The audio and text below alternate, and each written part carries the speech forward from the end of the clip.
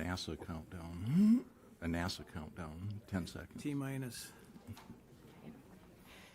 Good evening. I'm Rebecca Hawthorne, President of the League of Women Voters of the Wayzata Plymouth area.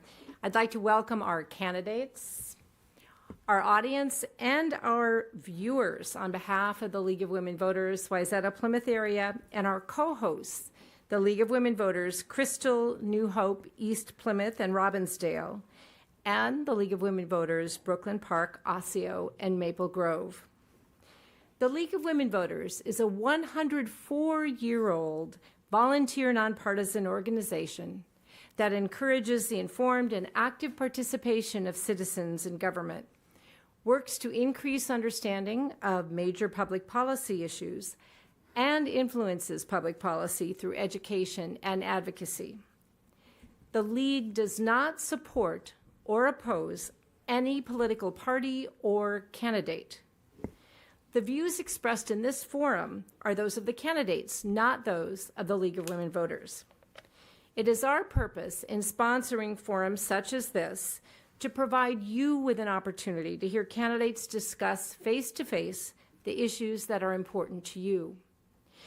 And now I'd like you to ask to silence your electronic devices if you've not done already. And I'd like to introduce you to your moderator for this evening's forum, Deb Brinkman, a member of the League of Women Voters, St. Louis Park. Good evening. Tonight's forum is provided to give you the opportunity to learn about the candidates running for House District 42A and 42B.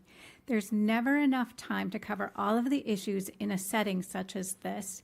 If your questions were not addressed, please feel free to contact the candidate directly. The League of Women Voters posts complete, unedited recordings of its forums. Editing is authorized only for official media reporting. Only the full unedited recording may be used by other persons and organizations. The rules for this evening's forum are as follows. Candidates will be allowed an opening statement with a maximum of 1 minute to state their experiences, platform, and objectives. A question and answer period will follow the opening statements. The answers will be confined to 1 minute unless designated by the moderator. Questions will be answered in a rotating order. A 15-second warning will be given to the candidates. The candidates will also be given a 2-minute closing statement. Candidates, please finish your sentences quickly when you see the stop sign, or you might get interrupted. No reference of a personal nature will be tolerated. A person's public record may be examined, but not their character. This forum is made available to encourage the voting public to focus on the issues and not on personalities. We ask that there be no demonstrations in support of or opposition to the candidates or their positions, and the candidates be allowed their full time to get their points across. The public has been encouraged to submit questions online in advance of this forum. For those in the audience, if you have a question, please write it on a 3x5 card available from our volunteers and raise your hand to have it picked up. The timekeeper will alert the moderator when 30 seconds have elapsed. Questions that are unclear, hostile, or of a personal nature will not be used. Those that fall in the same general area may be consolidated. The candidates running for House District 42A are Kathy Burkett and Ned Carroll. The candidates running for House District 42B are Ginny, Klevorn, and Perry Nouis. House District 42B candidate Jenny Klevorn is unable to attend but has asked the moderator to read her opening statement. As stated in our candidate participation policy, we will proceed with House District 42A candidate Ned Carroll and Kathy Burkett and House 42B candidate Perry Nouis. We'll begin by asking candidates to give their opening statement. Starting with House District 42A, Kathy Burkett. Thank you. My name is Kathy Burkett. Do I need to do this? Save my time, because I didn't test this. Can you hear me, folks? Okay. All right. My name is Kathy Burkett. I want well-being for every Minnesotan. From affordability to human trafficking to schools to crime, our politicians keep getting it wrong. Political dockets and personal agendas do little for the well-being of everyday Minnesotans, our children, our families, or our businesses. We do not have a revenue problem. We pay plenty in taxes, and St. Paul has plenty of our money. St. Paul has a spending problem, a big one, and it's irresponsible. The solution offered is more tax on gas, delivery services, higher costs for car tabs, fishing licenses, capital gains, payrolls. You get the picture. This burden is on the shoulders of normal folks, people who deserve better. Minnesotans need an advocate that thinks of their well-being. As your state representative, I will advocate for you. As the politicians have proven, they do not understand what the average citizens want and what we deal with daily. That is why I say, vote citizen, not politician. Thank you, Kathy. Ned Carroll, please. Thank you. And let me tell you how much I appreciate the League doing this forum. They're great events, and you provide an important public service, so thank you very much. I'm State Representative Ned Carroll from Plymouth, and I'm running for re-election to my House seat. My district includes the west half of Plymouth and southwest Maple Grove. I want to continue my advocacy and work for our communities. I am not a politician. I'm a public servant. I was on city council before.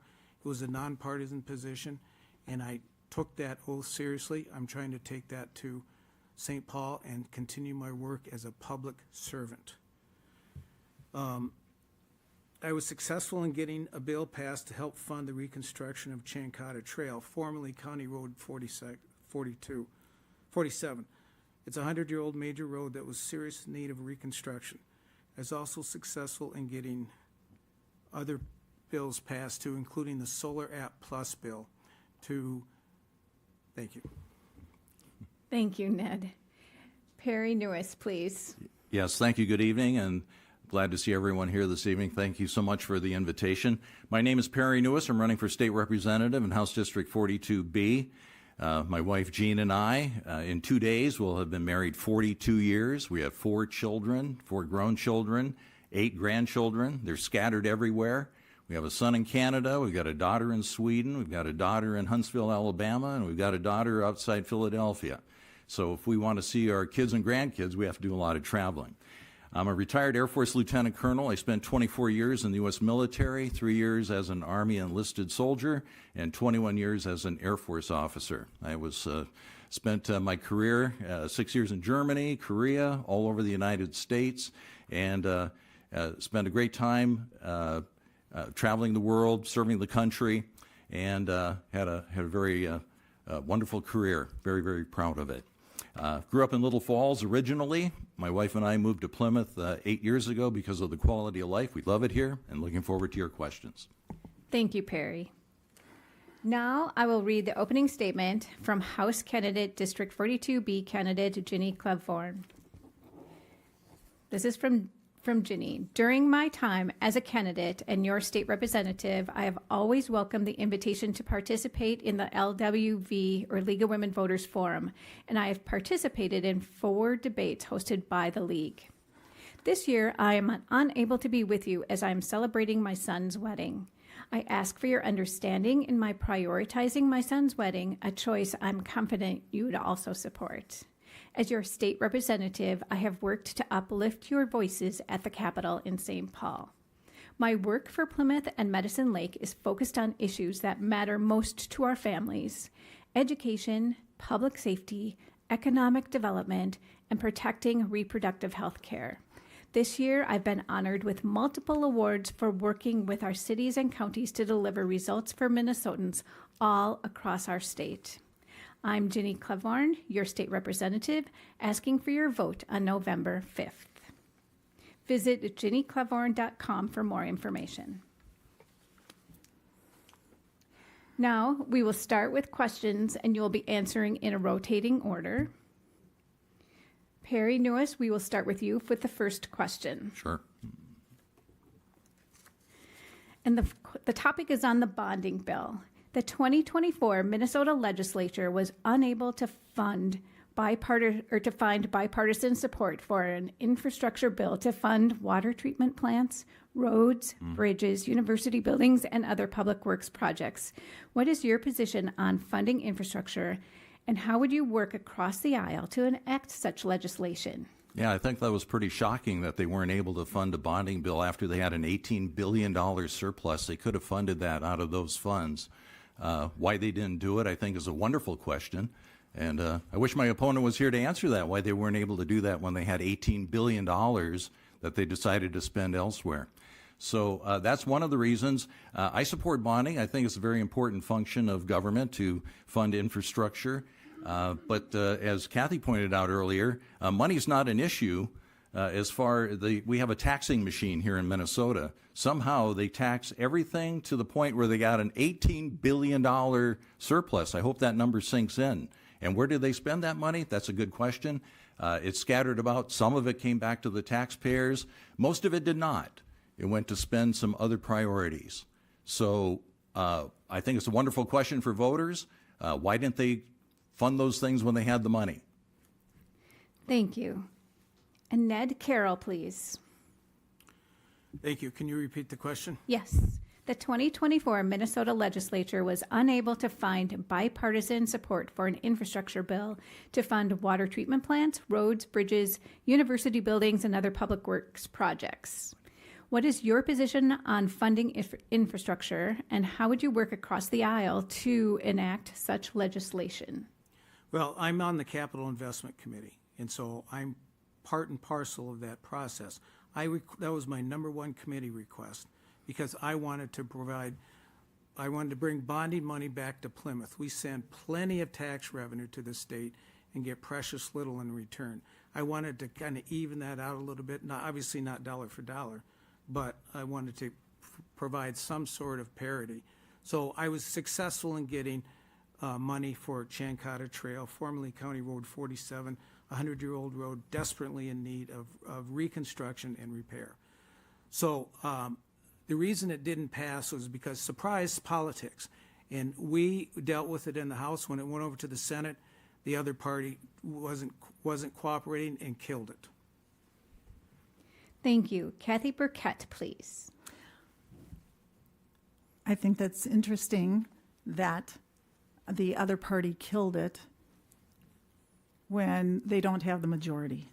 So I'm not going to pretend like I understand that, but I question that.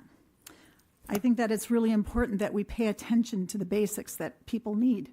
We need our water, we need our roads, we need things to work. I honestly don't know exactly how all of this works. I am a citizen, not a politician, and I have not been involved in those processes. I do wonder, however, how the Met Council is involved with that. They're an appointed council that has the right of taxation and eminent domain, and they are involved with a lot of these issues. And we don't have a voice or a vote when it comes to dealing with them. They don't need to listen to us, and we have no recourse. So as far as this is concerned, I will reach around the aisle or across the aisle. People need water. We need roads. Thank you. Thank you, Kathy. Our next question will be on education. Ned, we'll start with you for this question. Few Minnesota schools, including charter schools, have gone unscathed from the effects of inflation, higher than usual salary increases, and lagging state aid. If elected, what would be your view of state education funding and whether to reduce, remain, or increase it? Well, I think first of all, education is critically important to the state, everyone in the state. We all benefit from it, whether we have kids in the schools or not. We have to educate our kids, and so we have to provide funding for it. What the appropriate level is remains to be seen, but it's a growing need. It'll always be a growing need, and we need to provide a world-class education for the kids in our state. Thank you, Ned. Kathy Burkett, please. Well, it's been a while since I've been involved in the school district, but my understanding when I was there is that the funding does lag at least a year behind. But one thing I would like to bring up about our schools is that while knocking on a door, a young man answered, and it turns out he was a senior. I asked him, what are your issues? And he said, there's a discipline problem with unruly students making it difficult for everybody else. Our government schools have set our students up to fail. Half of Minnesota students are not proficient at grade level in reading, are at math, and a proficiency below 40% in science. On average, 15% of the kids don't graduate. Worse for children of color. These students may never be capable of self-sufficiency, much less providing care for others. This young man's concerns included teachers focused on more agendas than subject material. This is no surprise. My opponent favors mandates, forcing endorsement of DEI agendas just to get their Tier 3 licenses. Thank you, Kathy. Your time is up. Thank you very much. And Perry Nouis, please. Our schools are well funded. Over half of the state budget goes to K through 12 and higher education. It seems like every time they come up with a surplus, more of the money will go towards education than any other budget item. As Kathy pointed out, some of the most well-funded schools in the state of Minnesota are here in the Twin Cities area. Their state aid is considerably higher than rural Minnesota, and yet their performance from their students is where half are proficient in reading. Some of the kids in some school districts have none proficient in math. The performance isn't there, the achievement isn't there. So I'm wondering more of what is the focus of education? I don't believe that money is the issue. Thank you, Perry. And Perry, we'll start with you with this next question. The topic is on safety. Many are concerned with crime in our communities. What legislation, such as safe storage or reporting lost or stolen firearms, if any, would you support regarding public safety? Well, I start with the phrase shall not be infringed in the Second Amendment. I'm a very strong supporter of the Second Amendment, and I don't understand why so many people struggle with that. All guns are assault weapons. And I think that every time there's a law passed, first of all, criminals don't care what your laws are. They're the ones that are causing the problem. The legal and lawful gun owners are not the problem. And it seems to me that everything that gets passed down is an infringement on legal and lawful firearm holders. I own a gun. When I went through the concealed carry program or licensing, I was shocked at the laws that protect the criminals. I think we need to look at that and change that. That's one of the reasons I'm running. Thank you, Perry. Ned Carroll, please. Could you repeat the question? Yes. Many are concerned with crime in our communities. What legislation, such as safe storage or reporting lost or stolen firearms, if any, would you support regarding public safety? Thank you. I talked with the city manager today. The police chief was not available. Crime is not up in Plymouth. In fact, it's down. But that doesn't matter. One crime is too many. So I'm obviously opposed to crime, and hopefully I think everyone on this dais is as well. Mm-hmm.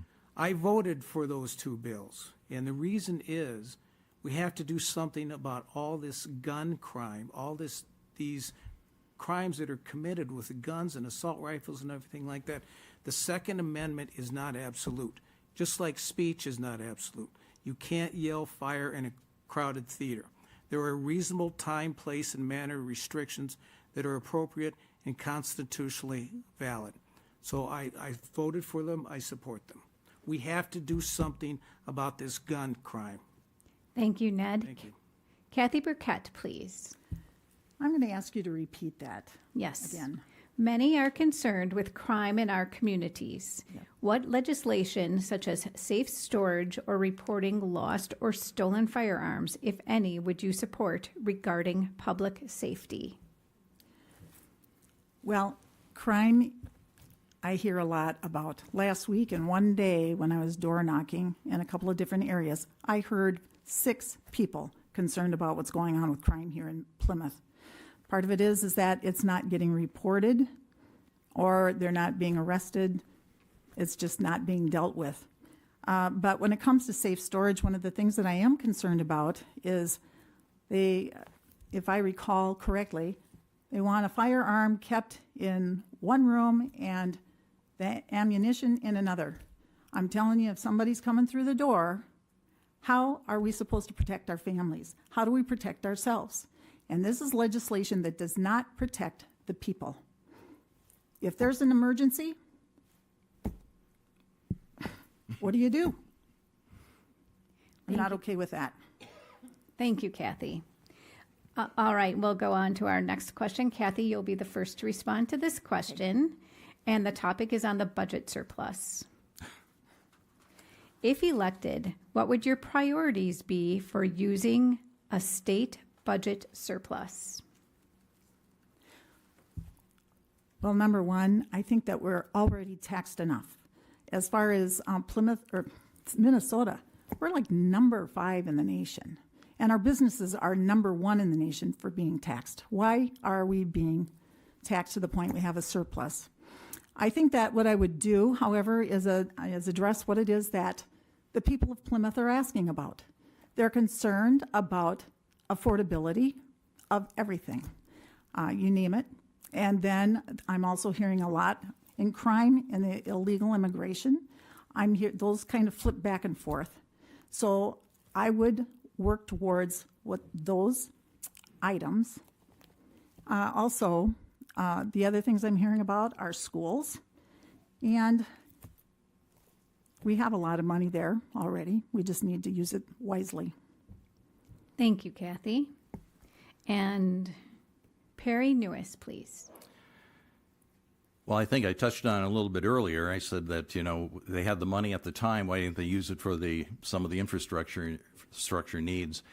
Quite frankly, if there's a surplus, I'd like to give it back to the people that we got it from in the form of reduced taxes.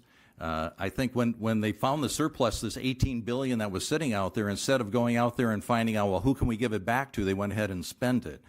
It's kind of like finding a wallet, and instead of finding the owner, they go ahead and decided to, what can we fund and use it that way.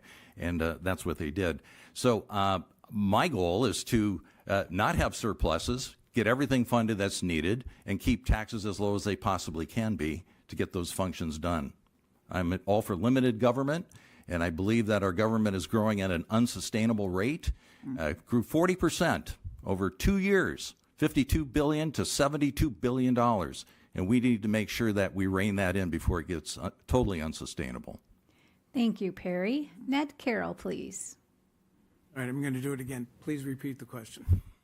Yes, if elected, what would your priorities be for using a state budget surplus? Thank you. Well, let me just respond to some of these other comments. We have a small surplus. The $18 billion surplus that we did have, 12 of that was made up with federal funds. So we really had 12 billion, or excuse me, 8 billion. Only. Are comments allowed to be made? No, we should. Would you please respond as moderator? Sure. Please do not interrupt anybody that's speaking. Thank you. So we have a small surplus coming up. What I would do with it is reinvest it, give some back. There was a lot of tax relief in the previous legislature. It was targeted tax relief. It wasn't big tax cuts, but it was very targeted. So that's how I would do it. I would look at our priorities and fund those. Thank you, Ned. And Ned, we'll start with you with his next question. The topic will be on the ERA. Do you support the adoption of a ballot issue to add the ERA to the Minnesota State Constitution? Why or why not? And what language should or should not be included? Yes, I do support it. As a father of 3 daughters and my wonderful wife who's sitting here, I certainly do support it.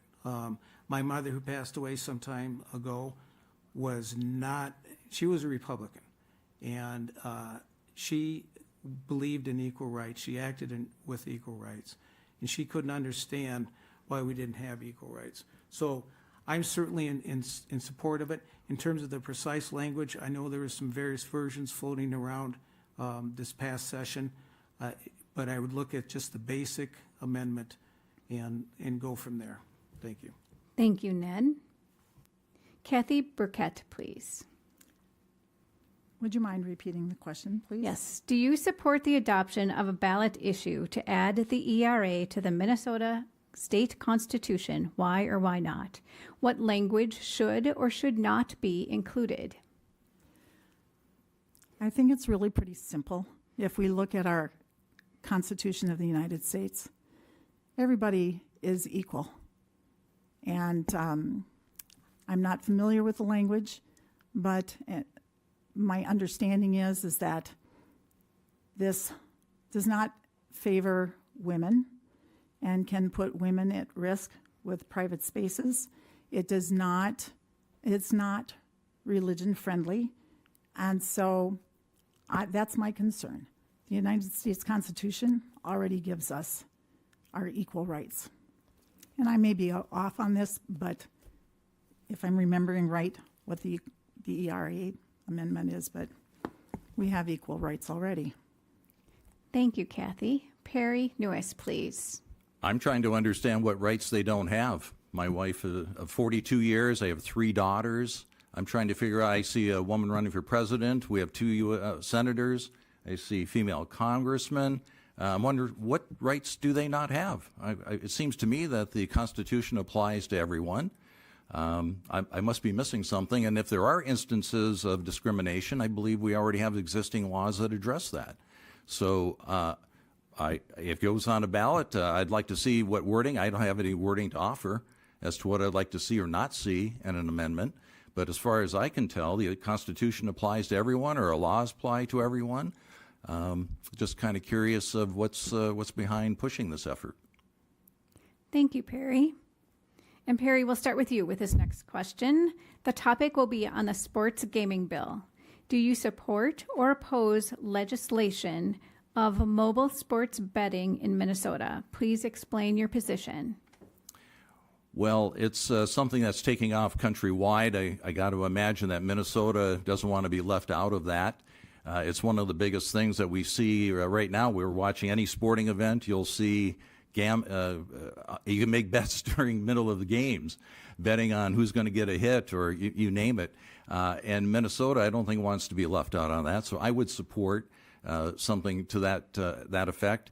I enjoy sports. I watch a lot of it. I know a lot of people are heavily involved with it. I do think it might get to a point where there's a problem with it, and it can get out of hand. But as far as making it available and accessible, I'm all about people having choices. And quite frankly, I don't see where there's a real problem with that at the moment. So I would support it. Thank you, Perry. Ned Carroll, please. Thank you. It's an interesting issue. It's one that I need to learn more about, but I tell you, I have problems with it because of problem gambling. People can get addicted and get into serious financial problems. So I'd want to make sure that there's some guardrails on it. That said, this does not affect charitable gambling, like our local service organizations have in various establishments around the area. And it should not affect them because they provide an important public service, and it's limited to the amount at risk. Thank you, Ned. Kathy Burkett, please. Well, I will echo what Perry has said.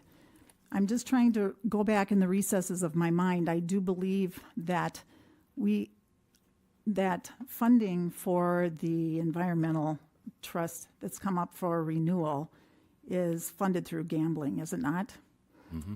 And so I have just an issue with that particular amendment that has been put on the ballot, and that's because it is assigned, people are appointed, and they're going to be spending more money out of that budget. And when you have an appointed unit like that, and it's like 4 Native, 4 of color, and a couple others, But the thing is that we have no voice and we have no vote when they're appointed, and they don't have to respond to us, we the people, and we have no way of getting them off. Thank you. Thank you, Kathy. And on our next question, Kathy, we'll start with you. Okay. The topic will be on child care.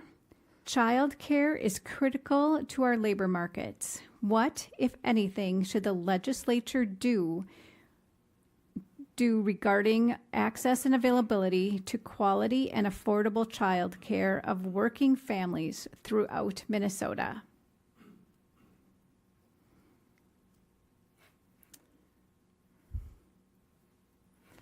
Okay, would you mind? There's so much packed into there. Thank you.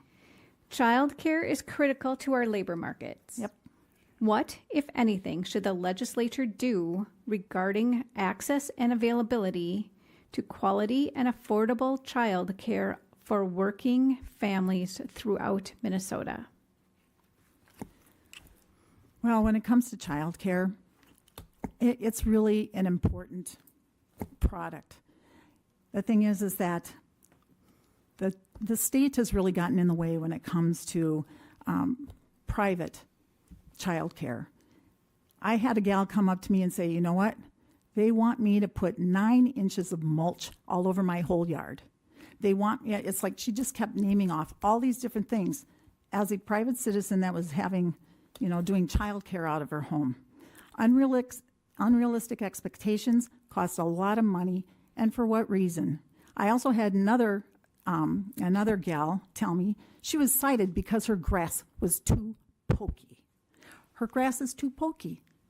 The state needs to get out and let people take care of kids. I don't have anything wrong against, large child care companies, but let us do our own thing as citizens. Thank you, Kathy. Oh, she's over there. Perry Nouis, please. Child care is a huge issue. Just like everything else, the prices have shot up, the cost of it, and most of it, in the case of child care, is due to legislative mandates from the legislature. Things that have been imposed, just like education, they impose like 60 mandates on schools, unfunded, by the way. And in child care, they are forcing mandates or forcing things like you have to have a certain fire door between your house and your attached garage and things like that. And people are being forced with, pay thousands of dollars to change their homes, their facilities, in order to abide by legislative mandates. And I think that that's where the legislature oversteps their bounds. I'm sure we're going to hear a safety argument, but I think that has a lot to do with the cost of child care. And I think the more things we allow people to make decisions on their own to run their businesses, the more accessible and affordable those things will be for the working families that are out there. Thank you, Perry. Ned Carroll, please. Thank you. Well, obviously, child care is critically important to the state, critically important to our district. There's a shortage of child care providers. And the reason some of these requirements are there are for the benefit of the children. They're there to protect the children. We got to keep that in mind. First and foremost, it's not to protect the business, it's to protect the children. And that's why they're there. Some of them may seem silly, but there's reasons for them. So I'm in favor. Thank you, Ned. Ned, we'll start with you with this next question. The topic will be on inflation. What measures would you support to address the rising living costs experienced by Minnesota residents? Well, as you may know, inflation is way down. The recent report came out, and I think it's at under 8%, under 5%, and it's around maybe 3 or 4. So it's come down. The Fed is doing its job. There's two things involved here: fiscal policy and monetary policy. The Fed has done its job to bring down inflation and rein in the money supply so that it does. And so what we can do at the state level for inflation is look at enforcing our antitrust laws to prevent price gouging. All these things that were passed in our legislature this year will help a lot. Thank you, Ned. Kathy Burkett, please. So Ned brought up spending. I want to just say that Minnesota does not have a revenue problem. We've got a spending problem. And Minnesota don't regard the people of Minnesota so much as citizens, as voters, as with, it's just one big ATM. Again, he's responsible for helping spend $18.6 billion surplus, then turned around and raised your taxes and the size of government and spending by another 40%. That, when you average it out, is $6,500 for every taxpayer in this room and every taxpayer across Minnesota. Increased spending, commitments in the next 4 years is $10 billion. That's unsustainable spending, and we need to get it under control. It's going to be difficult because when we Republicans regain power and we start cutting things, we're going to get blamed for things. But we have to stop unsustainable spending, which feeds into inflation. Thank you. Thank you, Kathy. And Kathy, Perry Nouis, please. Well, the government is responsible for the inflation that we're seeing. 3 years ago, pouring trillions of dollars into the economy, shot up everything, 9% inflation. Yes, it's down to 3-4%, something in that range. But the money was poured out there just everywhere, and everything shot up. And the companies, food suppliers, everybody suppliers, they have to raise or pass their cost on to consumers. And you're all living the effects of that. How do we rein it in? We rein in government.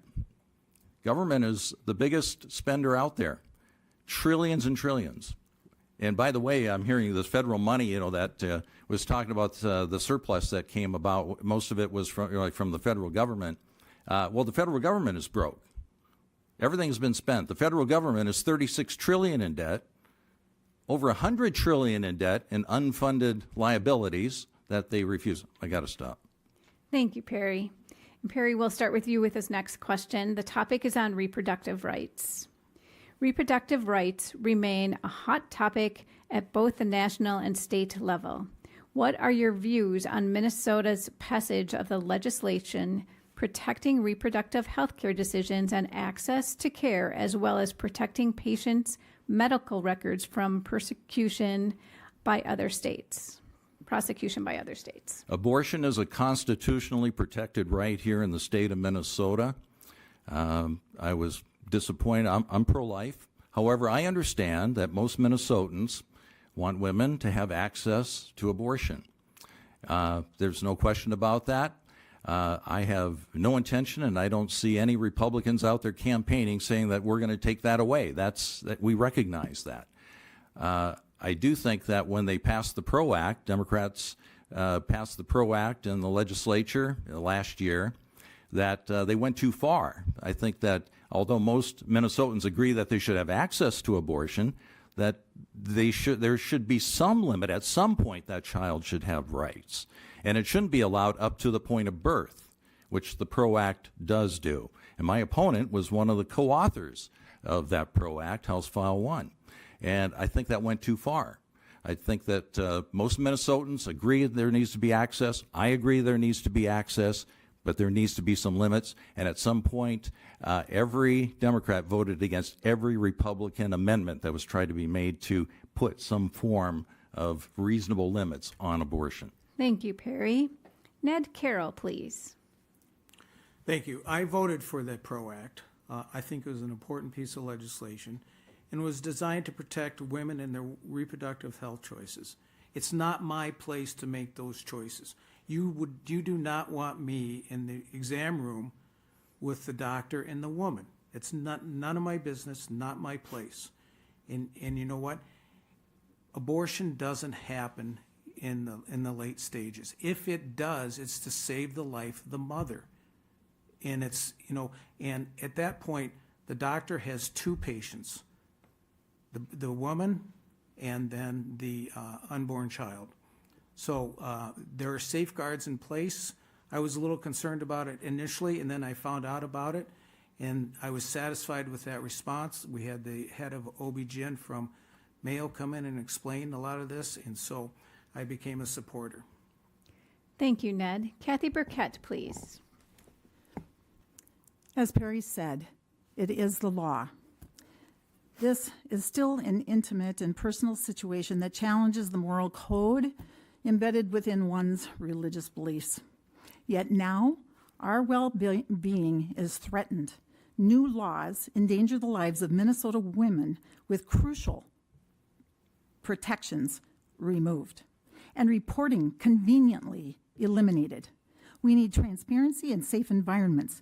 We need to reinstate the removed inclusive approach, full disclosure for those who choose abortion, adoption, or to keep their child.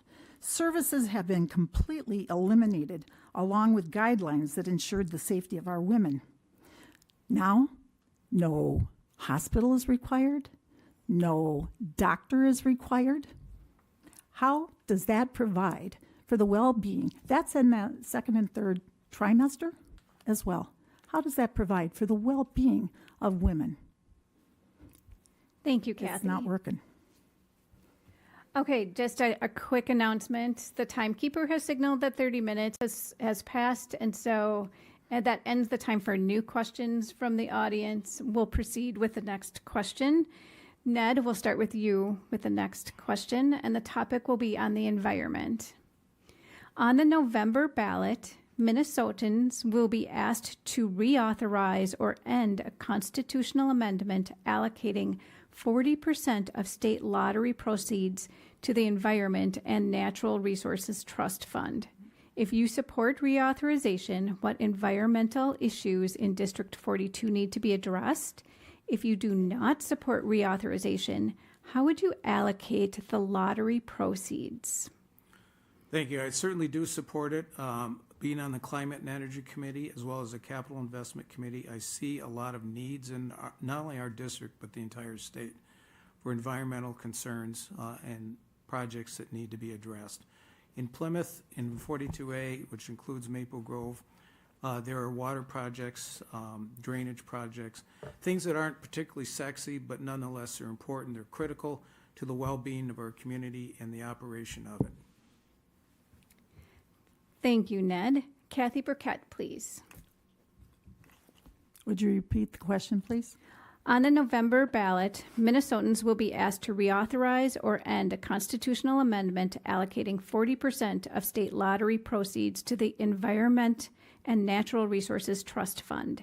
If you support reauthorization, what environmental issues in District 42 need to be addressed? If you do not support reauthorization, how would you allocate the lottery proceeds? Well, number one, and when it comes to this particular, I touched on this earlier. This is worded so, in my opinion, deceptively. This will continue to get funding even after this. It hasn't totally come up for renewal. What you want to have is your legislators have a voice in speaking on behalf of how those funds are going to be spent. They will be taking, if this passes, what you're voting for is to have your voice and your vote not heard because it'll be an appointed commission or group, and it will not be your legislators voting for you, for your voice. I'm not for it. Thank you, Kathy. Perry Nouis, please. I would not reauthorize it for the simple reason that it is a carve-out. Every nonprofit, every effort out there, every special interest would love to have its own carve-out in our budget. I would rather see that 40% be made available to state legislators to decide on the priorities that need to be addressed at that time. And we take very good care of our environment here. Plymouth is very blessed. We have fantastic parks, great resources in the state, here in Plymouth and District 42. I think we're very well maintained, we're well funded, and I believe that it's a mistake to carve out because everybody would like to have their own carve out. I would rather have the legislators representing the people to take that money as it comes available and decide where do we need it now and make that available. Infrastructure. We've talked about it a few times. There's a lot of needs, and we can apply it at that time. But to dedicate it, I think, is a mistake. Thank you, Perry. And this will be our last question, and then we'll proceed to closing remarks. So, Perry, we'll start with you for this last question. What legislative measures, if any, would you support regarding housing, ownership, and rental? I'm all for house ownership. I hope they can afford it. When I hear that there's a housing shortage, I go, well, why is that? We're in a market economy. Wherever there's a need, there's someone that usually steps up to fill it. There must be a reason why a need's not being met. And usually when you look into it, you find out that there are so many laws, so many regulations, so many things getting in the way of things being built that it doesn't happen. I'm all for reducing government, reducing the laws that exist in cases for business startups. I realize that here we're very fortunate in Plymouth. We're a very affluent community. We have wonderful housing. I know we have some developments that are being proposed. I just think that it should be left up to developers, work it out in the marketplace. And I do believe that at some point it becomes a matter of affordability. People can't even afford to pay rent. How are they going to buy a house? So those are questions that I think are out there, and tough one to crack, but I'm all for the market sorting that out. Thank you, Perry. Kathy Burkett, please. I'm going to ask you to say that again. Sure. Repeat it, please. What legislative measures, if any, would you support regarding housing, ownership, and rental? Okay. The government is too involved with business. I was just reading something the other day that you can build a house in Minnesota just on this side of the Wisconsin border. That house, you'll build the exact same house in Wisconsin on the other side of the border. And it costs 20% more right here in Minnesota than it does in Wisconsin. We have too many mandates, too many rules, government's in the way, and costing us money. How can, we're losing people. We're losing people. It's too expensive here. And that's one of the reasons why. So I think that's really getting in the way of house ownership as well as what happens for rentals. Thank you. Thank you, Kathy. Ned Carroll, please. Thank you. I'm certainly in favor of more housing. We have a housing crisis, an affordability crisis. If you look at some of these new apartments that are being built in Plymouth, you'll be shocked at the rents. Oftentimes they're $3,000-$4,000, for a 1-2 bedroom, whatever. Not one, but 2 or 3 bedroom. It's incredibly expensive, but they're fine apartments. They're filled with amenities. They're not first-time homeowner housing situation. We could work on NOAA properties, which is naturally occurring affordable housing, to preserve them. It won't answer all the issues, but it'll certainly help. I did that when I was on city council, look for opportunities to invest in housing, to create housing. And we've done that at the legislature. We passed a historic $1 billion housing bill to help with affordability in providing solutions to housing. Thank you, Ned. Okay, now we will proceed with our closing remarks. We'll reverse the order from when we did the opening remarks. So Perry Nouis, we'll start with you. And a reminder, we'll get to 2 minutes for your closing remark. 2 minutes for your closing remark, Perry. Well, first of all, I want to thank everyone for being here this evening. Again, I want to thank you for the invitation to be here.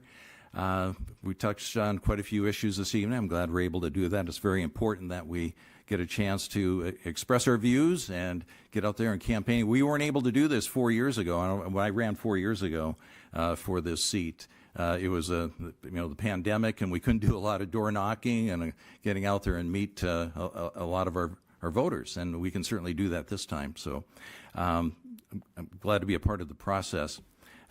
As I mentioned at the outset, what my background is, something I didn't mention is that I was on a staff member, a congressional staff member for Congressman Chip Kravac for a couple of years. I ran his constituent services office up in Brainerd.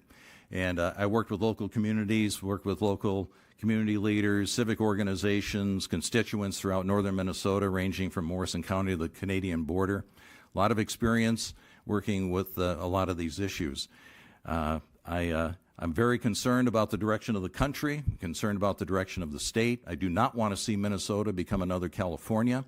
I believe that the trifecta that is running the state of Minnesota right now, the governorship, all the constitutional officers, the state Senate, the state House, they think they have a overwhelming mandate to just dictate how things are done in the state of Minnesota. And I don't see it that way. They have a 1-seat majority in the state Senate. They had a 4-seat majority in the legislature. And the way the legislature wrapped up this last session was an embarrassment. That's one of the reasons I'm running. I couldn't believe what I saw. Packing in all of these omnibus bills into one bill and then just passing it, a 6-page title.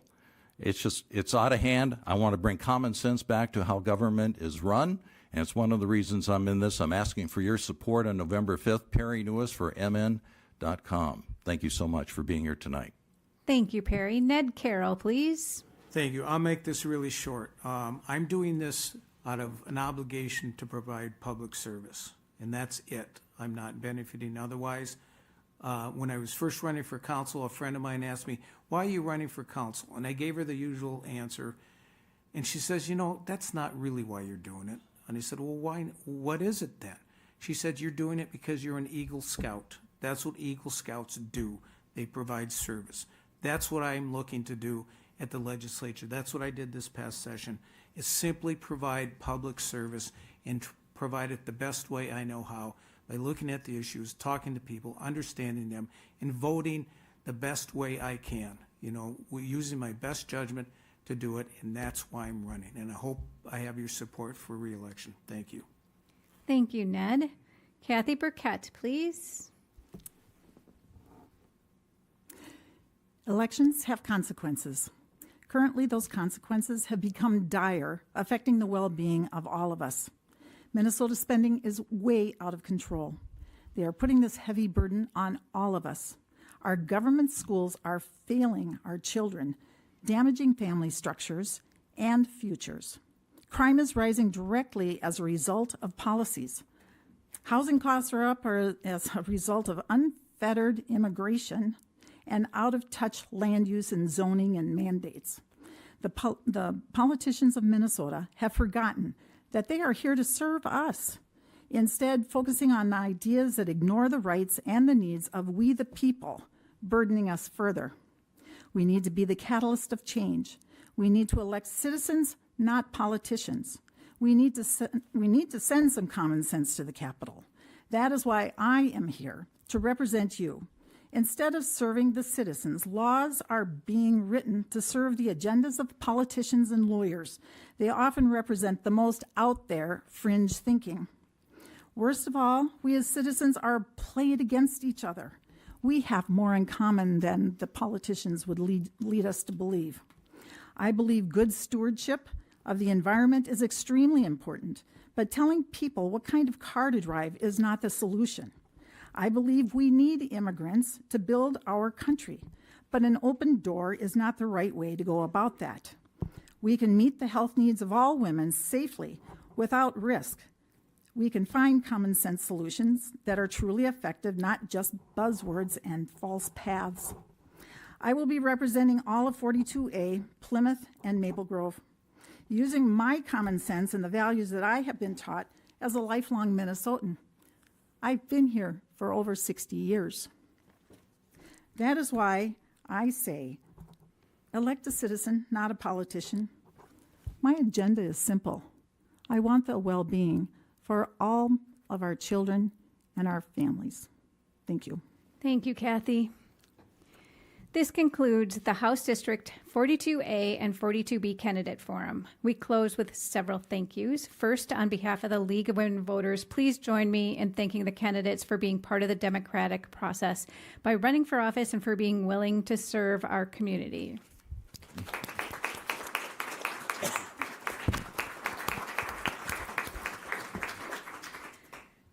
Thank you also to the League of Women Voters volunteers, our audience here, and to those viewing this event virtually for your participation in this candidate forum. Finally, thank you to the City of Plymouth and their staff for supporting this event, and to CCX Media for broadcasting live streaming, and recording tonight's forum. On-demand viewing can be accessed at lwvwpa.org. For additional election information, we encourage you to visit vote411.org, the League of Women Voters award-winning one-stop shop where voters can register to vote, find their polling place, and learn how candidates stand on issues. Please remember to vote in the November 5th election by absentee ballot or in person.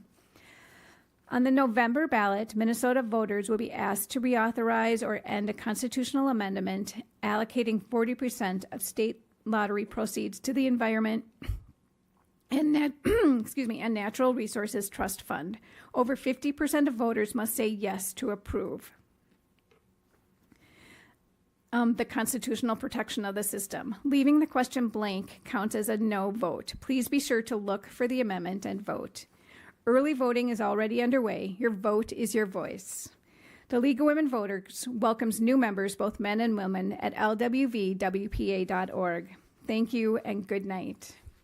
And we will proceed with the Hennepin County Commissioner District 7 Candidate Forum in approximately 5 minutes.